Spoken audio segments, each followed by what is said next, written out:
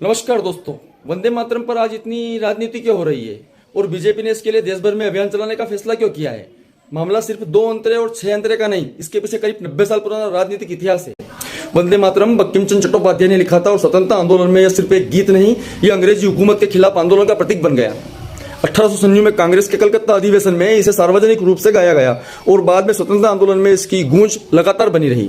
लेकिन पूरा गीत 6 अंतरों का है। पहले 2 अंतरों में मातृभूमि की सुंदरता और उसके प्रति श्रद्धा का वर्णन है। बाद के अंतरों में देवी देवताओं और धार्मिक प्रतीकों की इमेजनरी आती है।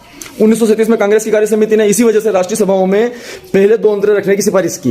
नेहरू जी ने उस समय साफ लिखा था कि राष्ट्रीय गीत ऐसा होना चाहिए कि जिसे पूरे देश के लोग स्वीकार कर सके। फिर आया 24 जनवरी 1950। संविधान सभा के अध्यक्ष डॉक्टर राजेंद्र प्रसाद ने कहा कि स्वतंत्रता आंदोलन में ऐतिहासिक भूमिका के कारण वंदे मातरम को जनगण मन के बराबर सम्मान और समान दर्जा दिया जाए। यानी वंदे मातरम का सम्मान किसी एक पार्टी ने शुरू नहीं किया, देश ने इसे सम्मान दिया था। अब आते हैं 2026 पर। केंद्र ने इस साल 6 अंतरे वाले आधिकारिक संस्करण के लिए नया प्रोटोकॉल जारी किया। इसके बाद 19 अगस्त को कांग्रेस कार्य समिति ने अपनी पार्टी कार्यक्रमों में पहले 2 अंतरे गाने का अपना पुराना 1937 वाला फैसला फिर दोहरा दिया और 22 अगस्त को बीजेपी ने इसी फैसले के खिलाफ प्रस्ताव पारित कर दिया। देश भर में वंदे मातरम अभियान चलाने का ऐलान कर दिया। अब जरा राजनीति देखिए, वही गीत, इतिहास वही है, 1950 का सम्मान वही है, लेकिन 2026 में अचानक सवाल बन गया कितने अंतरे गाओगे। और हिमाचल विधानसभा में तो इस मुद्दे पर इतना हंगामा हुआ कि सदन की कार्यवाही शुरू होने के करीब 11 मिनट में स्थगित करनी पड़ी।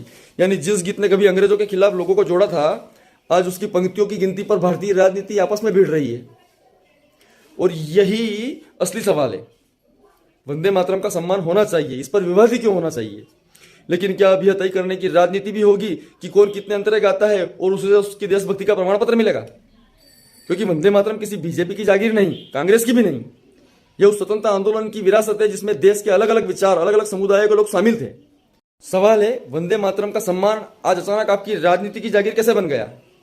जिस गीत ने देश को अंग्रेजों के खिलाफ लड़ने की प्रेरणा दी, आज उसी गीत की पंक्तियां गिनकर आप देशभक्ति का प्रमाण पत्र बांटोगे? किसने आपको अधिकार दिया कि आप तय करें कौन कितना बड़ा देशभक्त है? क्या 6 अंतरे गाने वाला देशभक्त और 2 अंतरे गाने वाला देशद्रोही?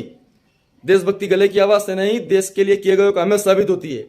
वंदे मातरम पर राजनीति मत कीजिए, इस देश की भावना रहने दीजिए, क्योंकि वंदे मातरम किसी पार्टी की जागीर नहीं और देशभक्ति का ठेका तो बिल्कुल भी नहीं। जय हिंद दोस्तों, वंदे मातरम। वीडियो को लाइक करें, चैनल को सब्सक्राइब करें।